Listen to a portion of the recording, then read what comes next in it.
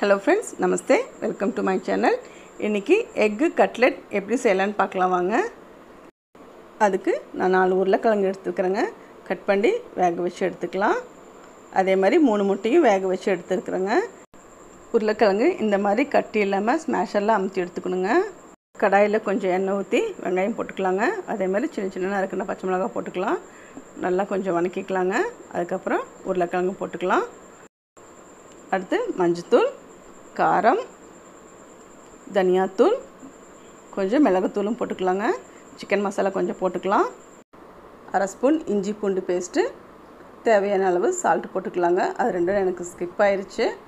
அதை போட்டு நல்லா கலக்கிக்கலாம் இப்போ கொத்தமல்லி தழை போட்டுக்கலாங்க நல்லா கலக்கி விட்டு ஆற விட்டுறலாம் வேக வச்ச 3 முட்டை எடுத்துக்கலாங்க இப்படி ரெண்டா கட் பண்ணிக்கலாம் कट பண்ண முட்டை மேல லைட்டா salt தூவிக்கலாங்க அதே மாதிரி மிளகு தூளும் தூவிக்கலாம் இப்போ ஒரு மிக்ஸி ஜார் எடுத்துக்கலாங்க அதுல பிரெட் எல்லாம் போட்டு பிரெட் கிரம்ஸ் மாதிரி அரைச்சு எடுத்துக்கலாம் ஒரு பவுல் எடுத்துக்கிட்டு அதுல கொஞ்சம் salt கொஞ்சம் பெப்பர் தூள் போட்டு ஒரு ஸ்பூன் தண்ணி ஊத்திக்கலாங்க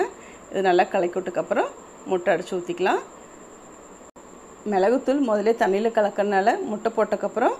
இந்த மாதிரி சாஃப்ட்டா நம்மளுக்கு சீக்கிரம் கலக்கி வந்துருங்க கட்டி பிடிக்காம இப்போ மசாலா ஆறிடுச்சுங்க இப்போ நமக்கு எந்த சைஸ் வேணுமோ அந்த சைஸ் எடுத்துக்கலாம் அதுல நடுவுல இந்த முட்டையை வச்சு அது மேல இன்னும் கொஞ்சம் மசாலா வச்சு கவர் பண்ணிக்கலாங்க நான் வந்து எக் மாடல்லே பண்றேங்க நீங்க வேணுமாலும் ரவுண்டா கூட பண்ணிக்கலாம் இந்த மாதிரி அழகா இருக்கும் எக் மாடல்ல பண்ணா இப்போ இதெல்லாம் எடுத்து எக்ல டிப் பண்ணிக்கலாங்க